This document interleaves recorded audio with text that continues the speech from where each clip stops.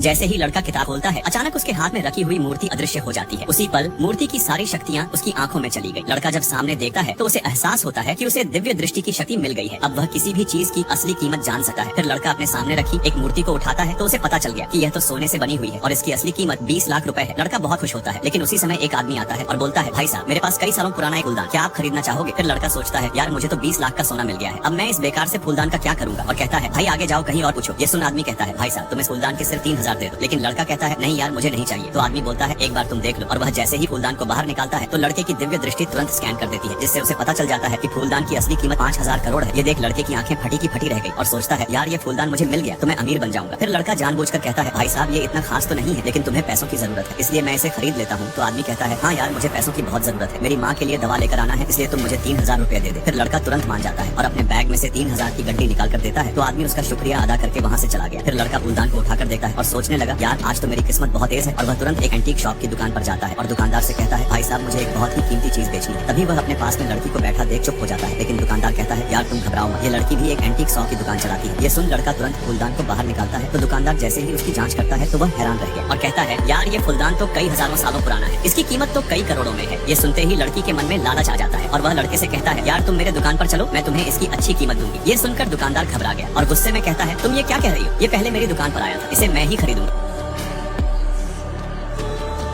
आदमी के पास एक रहस्यमय डिब्बा आता है जिसके अंदर एक जादुई फोन होता है। आदमी को समझ में नहीं आता है ये किसने और क्यों भेजा है। और तभी फोन पर एक मैसेज आता है जिसमें लिखा होता है कि वह इस होटल में एक और रात फ्री में गुजार सकता है। आदमी को एक रात का फ्री ऑफर देखकर बड़ी खुशी होती है और वह एक और रात यही गुजारने का फैसला कर लेता है। लेकिन जब वह कमरे में छुट्टियों का आनंद ले रहा होता है तो पता चलता है कि जिस विमान से वह आज घर जाने वाला था वह बीच हवा में ही क्रैश हो गया है। और तभी उसके मोबाइल पर दूसरा मैसेज आता है जिसमें उसे एक ऐसी कंपनी में इन्वेस्ट करने के लिए कहा गया होता है जिसकी धज्जियां उड़ी होती हैं। आदमी मैसेज को इग्नोर करता है और अपने काम में लग जाता है। लेकिन 3 घंटे बाद उसे पता चलता है कि जिस कंपनी में इन्वेस्ट करने का मैसेज आया था उस कंपनी की वैल्यू अब 300 गुना बढ़ चुकी है। जैक को यह देखकर हैरानी होती है कि उसके पास ये भविष्य बताने वाले मैसेज आ कहां से रहे हैं। अब जैक फोन पर विश्वास करके दूसरे देश जाने का प्लान बनाता है, जहाँ उसे हवाई अड्डे से बाहर निकलते ही एक रूसी ड्राइवर मिलता है जो कि अपनी गुप्त सेवाएं देने के लिए मशहूर होता है। अब फोन जैक को देश के सबसे मशहूर होटल में भेजने का फैसला करता है, जहाँ उसे एक नया मैसेज प्राप्त होता है कि कसीनो में जाकर 13 नंबर की मशीन पर दांव लगाओ। लेकिन जब जैक 13 नंबर मशीन पर पहुंचता है तो वहां पर ऑलरेडी एक आदमी लगा होता है। जैक उसे कुछ पैसे देकर वहां से हटने के लिए कहता है, क्योंकि एक और बटन दबाने पर अब जैकपॉट लगने वाला होता है। और जैक जैसे ही बटन दबाता है 1 लाख यूरो का जैकपॉट लगता है। सिक्योरिटी भी यह देखकर हैरान हो जाती है कि आदमी ने पहले ही बार में जैकपॉट कैसे जीत लिया। अब फोन जैक को टेबल नंबर 6 पर जाने के लिए कहता है, जहाँ पर जैक फोन के इंस्ट्रक्शन को मानते हुए कुछ ही देर में पैसों को डबल कर लेता है।